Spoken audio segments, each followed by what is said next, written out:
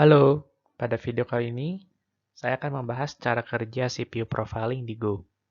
Video ini merupakan video pertama dalam seri diagnostik, di mana akan membahas seputar diagnosa program di Go. Selamat datang di channel Steve's Learning Note.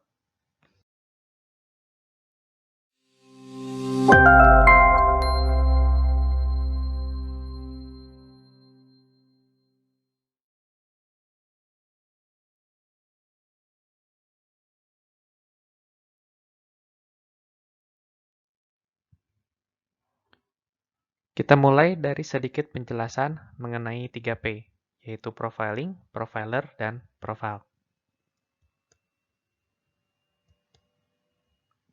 Profiling adalah suatu analisa kode yang berjalan ketika program sedang berjalan. Dilakukan ketika program berjalan untuk mendapatkan hasil yang lebih akurat. Di lain sisi, analisa statis dilakukan ketika mengcompile program, misalkan dengan penggunaan tools seperti GoFet atau Static Check. Analisa dinamik tersebut dilakukan untuk melakukan suatu pengukuran.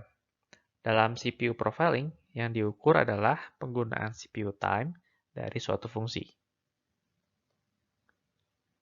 Tujuan akhir dari profiling adalah untuk memberikan petunjuk untuk dapat mengoptimisasikan program. Dalam hal ini berarti dalam penggunaan CPU time.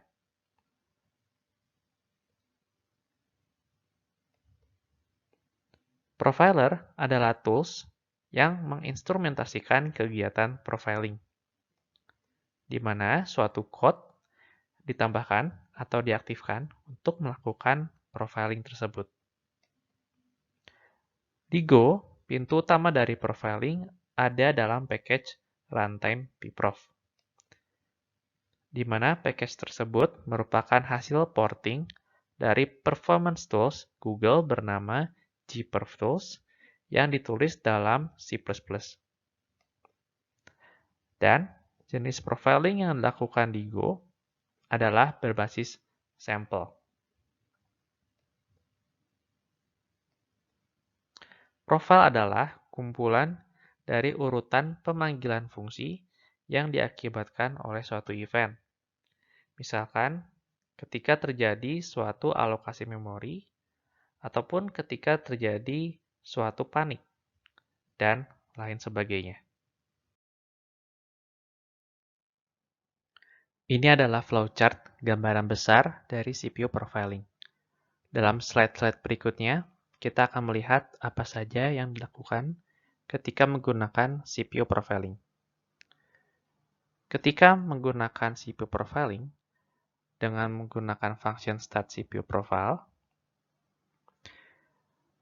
ada dua hal utama yang dilakukan, yaitu mengaktifkan run profiler reader scheduler dan mendaftarkan signal handler.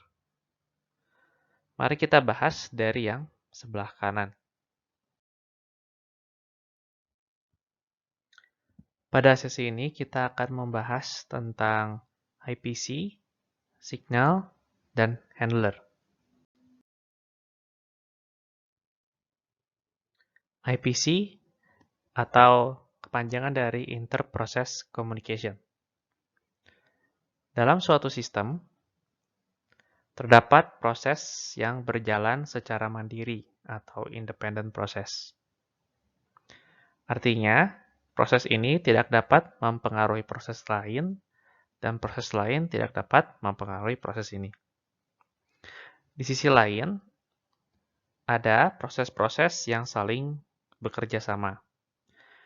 Keberadaannya mempengaruhi proses lainnya. Misalkan, ada suatu proses besar yang dipecah menjadi sub-proses untuk mengejar performance yang lebih baik. Maka proses-proses ini perlu untuk saling berkomunikasi. IPC adalah mekanisme yang memungkinkan proses-proses dapat saling berkomunikasi untuk mensinkronisasi mensinkronasikan aksi-aksi yang dilakukan. Beberapa model IPC adalah shared memory, di mana suatu shared memory dialokasikan oleh kernel untuk digunakan sebagai media komunikasi antar proses. Yang kedua adalah message passing, adalah suatu proses mengirimkan suatu data kepada proses lain melewati kernel, dan kernel lah yang akan mengirimkan proses tersebut kepada proses tujuan. Dan yang ketiga adalah signals, yang kita akan bahas di slide berikutnya. Dan model inilah yang digunakan oleh CPU profiling di Go.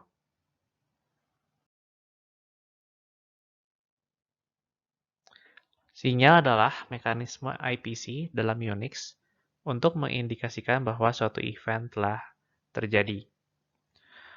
Untuk melihat daftar dari sinyal, bisa menggunakan perintah kill spasi -L, di mana kill adalah tools untuk mengirimkan suatu sinyal kepada suatu proses. Sinyal sejatinya adalah pesan singkat yang berisikan angka integer yang mengindikasikan sinyal mana yang dikirimkan. Sinyal, ketika diterima oleh proses, akan menginterupsi eksekusi program untuk menjalankan handler dari sinyal tersebut. Sinyal itu dikirimkan oleh kernel. Juga dapat di-trigger oleh fungsi lain, tetapi tetap melewati kernel terlebih dahulu. Sinyal kemudian diterima oleh proses atau sekelompok proses. Jika proses tersebut tidak mempunyai user-defined handler, maka proses tersebut akan menjalankan default handler. Yang dimaksud dengan user-defined handler adalah custom handler yang bisa kita definisikan dalam program kita. Default handler ini memiliki berbagai macam sifat tergantung dari program yang kita pakai. Ada yang mengabaikan sinyal tersebut, hingga ada yang memberhentikan program. Jika terdapat user-defined handler, maka akan menjalankan handler tersebut. Jadi, kita dapat mengkustomisasikan behavior dari proses tersebut ketika mendapatkan suatu sinyal tertentu.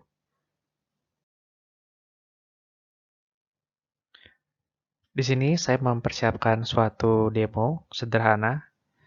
Ada suatu program yang akan print dari 0 sampai 99 dengan durasi 1 detik sekali, di mana nanti kita akan coba kirimkan sinyal interrupt, yaitu sign, dengan menggunakan shortcut keyboard, yaitu Ctrl+C. Nah, di sini kita akan coba dengan menggunakan Ctrl+C, seperti ini. Nah, terlihat bahwa aplikasi kita terinterrupt karena sinyal. Oke, kita akan coba lagi demo lain. Kali ini saya akan coba membuat program saya tersuspend dengan menggunakan signal TSTP atau terminal stop dengan menggunakan shortcut Ctrl+Z. Di sini aplikasi saya berhenti juga. Oke, kita akan coba menggunakan command ps-u. Di sini kita bisa melihat aplikasi tadi sedang dalam status tersuspend di background. Nah, kita akan coba resume atau lanjutkan lagi dengan menggunakan command fg. Nah, aplikasi pun berlanjut dari angka 8 tepat terakhir di mana kita tadi berhentikan.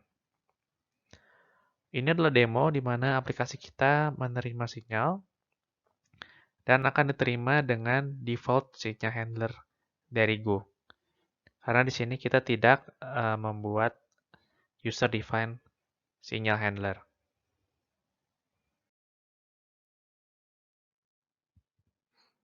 Oke, apa yang terjadi ketika kita mendaftarkan sinyal handler ketika CPO profilingnya dimulai? Nah, dalam file signal_unix.go, berarti ini sudah spesifik untuk Unix ya OS-nya. Nah, ada suatu function yang akan di-execute, yaitu set process CPU profiler.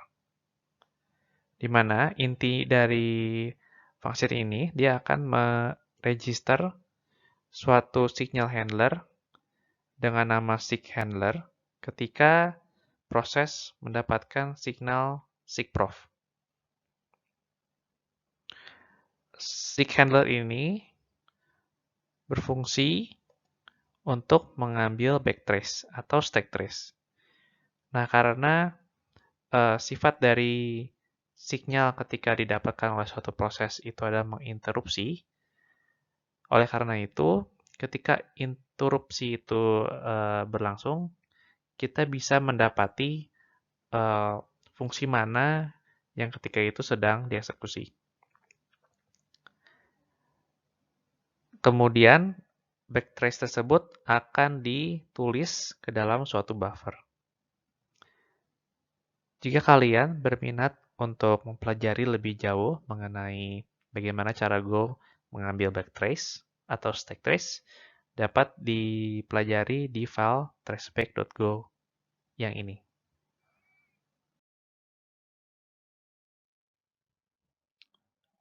Oke, dari sesi ini kita sudah mempelajari tentang bagaimana CPU profiling meregister suatu sinyal, dan kita juga sudah mempelajari sinyal itu apa. Langkah berikutnya, ketika handler tersebut sudah kita register, maka kita akan memasang suatu sinyal timer. Di mana ketika timer tersebut expired, dia akan mengirimkan suatu sinyal kepada handler yang tadi kita register. Di sesi berikutnya kita akan mempelajari tentang bagaimana caranya memasang sinyal timer ini.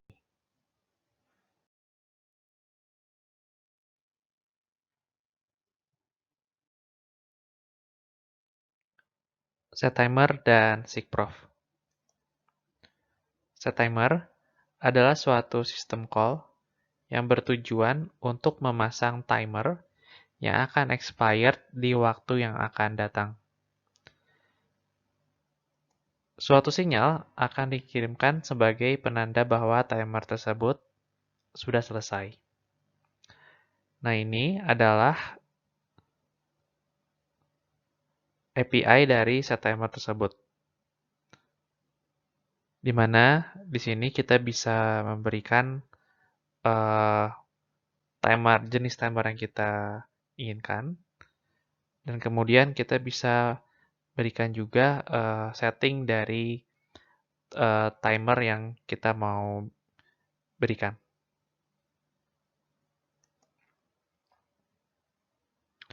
Nah, di Go sendiri, itu ada di dalam function setThread CPU profiler. Di sini, kita memberikan jenis timer, yaitu iTimerProf. Di mana jenis timer ini ketika expired akan mengirimkan sinyal sigprof. Di sini kita atur waktu expired-nya dan juga waktu expired untuk interval di timer yang berikutnya, yaitu adalah 1 juta dibagi 100. Jadi frekuensinya di sini by default itu value-nya 100. Jadi timer ini akan expired dalam waktu 10 milisecond. Dan dalam setiap interval 10 milisecond.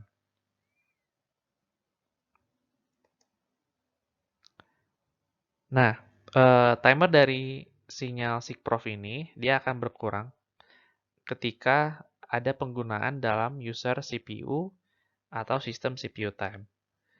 User CPU time, ini maksudnya adalah penggunaan CPU dikarenakan program kita sedang berjalan. Sedangkan sistem CPU time, maksudnya adalah penggunaan CPU karena sistem call kepada kernel dari sistem kita atau dari proses kita. Contohnya ketika misalnya proses kita membutuhkan resource seperti file. Nah, maka sistem CPU time ini yang digunakan. Ya, di sini ada demonstrasi lagi, di mana di sini kita akan membuat suatu simple code, di mana akan membuat suatu custom sinyal handler, di mana sebelumnya kita akan simpan dalam atau kita register ketika ada sinyal sigprof datang. Dan di sini kita akan set durasi expirednya ada 200 millisecond. Jadi setiap 200 millisecond kita set timernya dengan jenis iTimer prof dan nanti akan diterima oleh timer handler kita, di mana kita akan print si integer count-nya. Kita akan coba run. Ya, di sini dia akan running terus ketika mendapatkan signal sigprof yang tadi kita udah set dengan durasi expirednya 250 millisecond. Nah, ini adalah demonstrasi di mana kita membuat user define handler untuk signal sigprof dan juga demonstrasi bagaimana kita bisa set timer untuk memerintahkan kernel menyalakan suatu timer dengan durasi expired tertentu.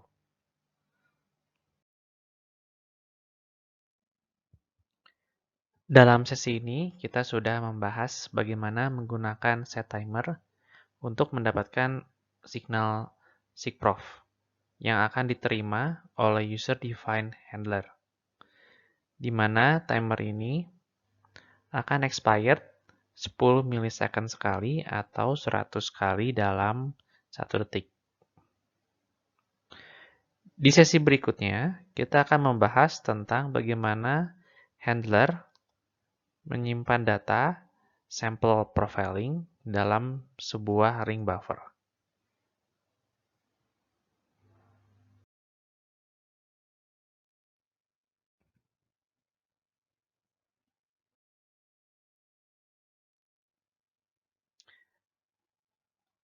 Profbuf, bukan protokol buffer, tapi profiler buffer, adalah sebuah struktur data yang digunakan untuk menyimpan data sampel profiler secara sementara.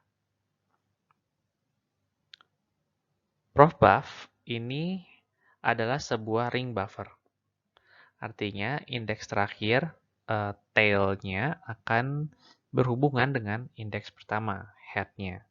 Jadi contoh di sini L akan berhubungan dengan A. Nah, kemudian akan ada dua pointer. Di sini yang biru untuk write, yang merah untuk read. Write ini datang dari signal handler yang sudah kita bahas dari sesi sebelumnya. Dan read itu nanti untuk dibaca oleh profiler reader. Pointer ini akan bergerak dari indeks pertama hingga indeks terakhir dan kemudian mulai kembali dari indeks pertama dan seterusnya dan seterusnya. Ada kalanya pergerakan pointer ini tidak sinkronis. Contoh misalnya bisa saja pointer dari write akan overlap dengan pointer yang read. Nah, jika itu terjadi, apa yang akan terjadi? Jika itu terjadi, maka akan terjadi yang namanya buffer overflow atau kelebihan data. Nah, di sini yang biru bergerak dan kemudian dia akan overlap yang merah. Nah, kalau diteruskan, yang biru diteruskan ke B, dari A ke B, berarti dia akan menimpa data yang belum dibaca oleh pointer merah. Nah, solusinya adalah dengan menyimpan data yang kelebihan tadi dalam suatu entry atau dalam suatu variabel gitu. Nah, hingga ketika dilihat sudah mulai ada space yang cukup atau kosong, ketika si merahnya mulai bergerak lagi, maka data yang ada dalam overflow itu nanti akan dikembalikan ke dalam buffer. Nah, berikutnya, apa yang terjadi ketika read pointernya overlap dengan write pointer? Seperti ini. Jadi yang merah bergerak. Nah, apa yang terjadi ketika dia pindah dari A ke B? Nah, kalau diteruskan, maka pointer read akan membaca data yang sudah pernah dibaca. Nah, solusinya adalah dengan memberikan semacam flagging kalau read pointer ini nggak boleh maju lagi. Jadi kita blok sampai data baru sudah tersedia lagi untuk dibaca. Nah, pertanyaannya, kenapa kira-kira struktur data ini, circular buffer ini atau ring buffer ini yang digunakan dalam CPU profiling ini? Mungkin kalian tahu? Silahkan tulis komentar atau pendapat kalian di kolom komentar di bawah.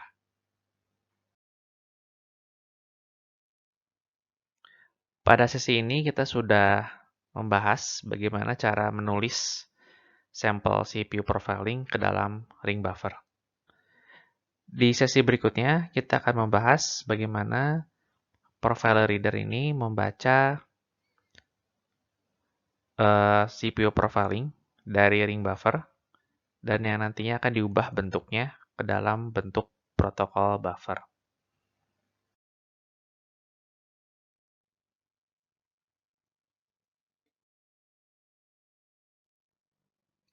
Profiler writer adalah suatu sleep awake loop yang berjalan dengan delay 100 milisecond. Fungsi ini akan mengambil data sampel profile dengan menggunakan fungsi read profile, di mana fungsi ini disediakan oleh runtime, di mana fungsi ini akan blocking sampai terdapat data untuk dibaca. Fungsi read profile ini mengembalikan 3 data, yaitu data yang berisikan stack trace, kemudian teks yang berisikan profiling label, dan EOF atau error end of file. Kemudian, fungsi add CPU data akan dipanggil. Fungsi ini akan memasukkan data stack trace dan juga label ke dalam profile dan nantinya akan disimpan dalam sebuah hash map. Jika trace dan label tersebut sudah terdaftar di dalam map, maka akan menambah counter dari trace dan label tersebut. Fungsi atau loop ini akan keluar atau break ketika EOF true. Nah, dia true ketika dari runtime itu sudah menandakan bahwa CPU profilingnya berhenti dan semua data sudah dibaca oleh read profiler ini. Setelah itu, fungsi build akan dipanggil, di mana dalam fungsi ini data yang ada di dalam map tadi akan ditransform ke dalam bentuk protobuf. Di sini, mapping yang sudah terisi data stack dan label akan dihitung jumlah occurrence-nya atau count-nya dan akan dikalikan dengan nilai dari durasinya. File protokol buffer inilah yang nantinya akan dibaca dengan tool seperti GoToPeaProf.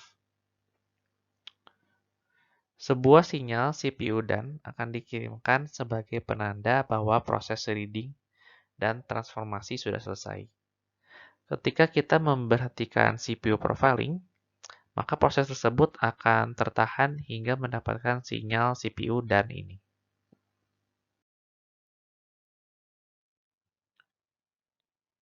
Kita sudah berada pada akhir-akhir slide presentasi. Di sini saya akan share summary-nya. Jadi ketika kita menjalankan CPU profiling, ada dua hal utama yang kita lakukan. Yang pertama adalah kita menjalankan profiler reader pada GoRoutine tersendiri. Kemudian kita juga meregister suatu signal handler. Kemudian kita melakukan atau memasang suatu signal timer yang akan expired dalam waktu 10 milisecond. Ketika expired, dari timer tersebut akan mengirimkan suatu sinyal sigprof yang akan diterima oleh handler. Dan di dalam handler ini, sinyal tersebut akan menginterupsi code execution sehingga si handler bisa mengetahui function mana yang sedang dieksekusi. Dan kemudian dia akan mengambil backtrace atau stack trace dari function atau event tersebut. Nah, kemudian sampel profiling tersebut akan ditulis ke dalam suatu ring buffer. Kemudian, ketika data terisi dalam ring buffer, data tersebut akan mulai dibaca oleh profile reader yang tadi kita sudah jalankan. Data-data tersebut akan diolah dan ditransformasikan ke dalam bentuk protokol buffer.